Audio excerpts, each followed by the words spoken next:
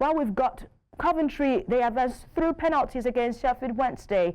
Liverpool, Chelsea and Manchester City all secured dominant victories as expected. So it was looking so good for some smaller teams in the third round of the FA Cup. But what does our sport journalist from the UK, what does he think?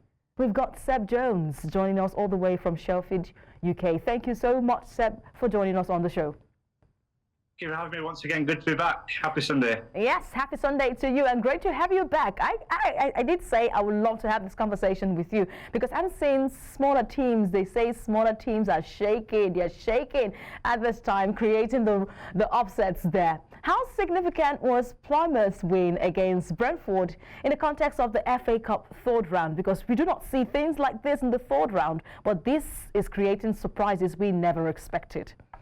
Yeah, absolutely. Massive for Plymouth and really disappointing for Brentford. If we take Plymouth beforehand, you know that they're at the bottom of the Championship, which is the second division in England.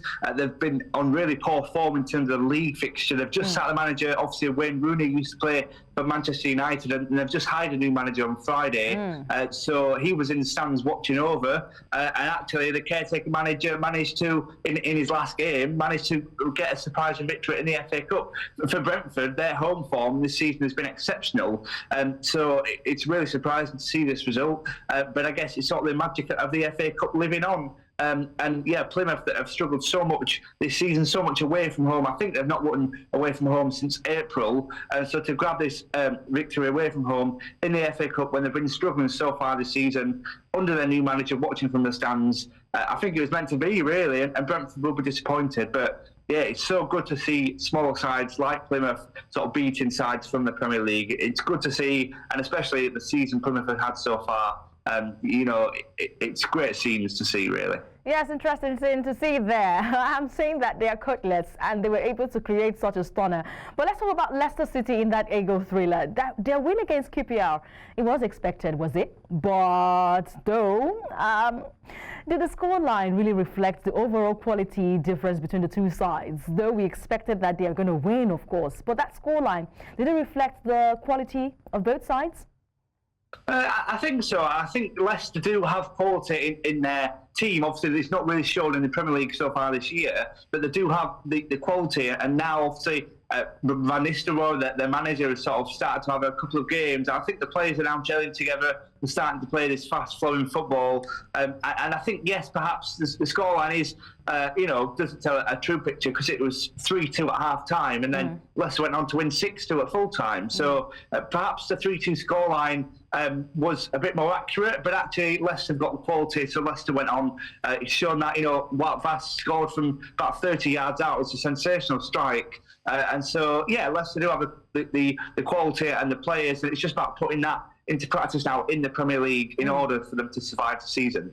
All right, I'm hoping that they survive this season. They bring the same performance down to the Premier League and come, of course, show muscle in the Premier League. Nottingham Forest gets my attention right now. They looked a bit comfortable against Luton Town, but the scoreline did not show that so much comfortability. How does that result highlight the differences between the Premier League side and the Championship side?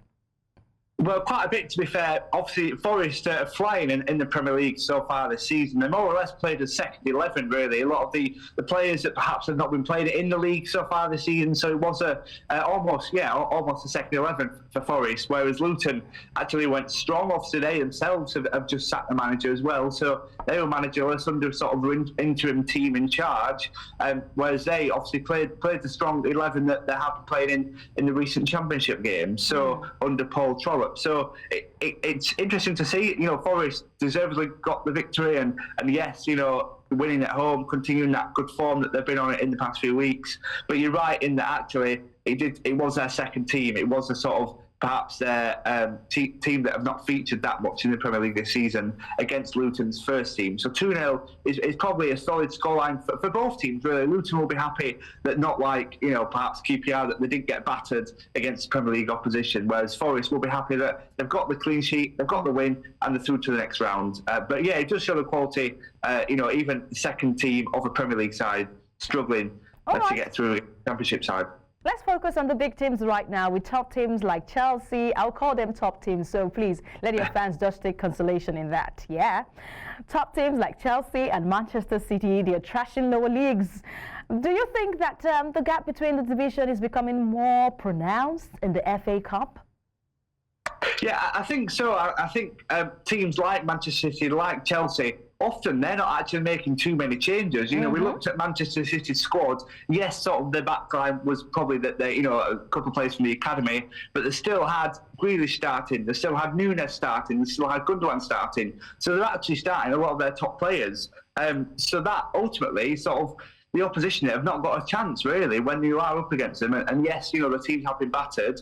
Chelsea, even their second 11 have got good. But João Felix, Nkunku, these are all good players that have just not been starting a lot in the Premier League. But in the FA Cup, they get given their chance to show their quality, and that's exactly what they've done.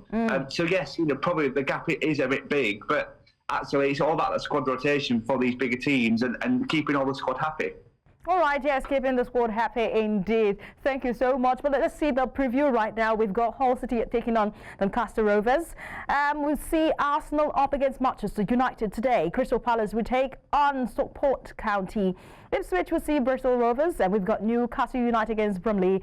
Southampton will see Swansea City. Which of this game, you think would see another upset just like Plymouth did and Exeter did on Saturday? I want to say Tamworth versus Tottenham in that's a 12:30 UK time. I want to see that. Obviously, Tamworth non-league against a big Premier League club.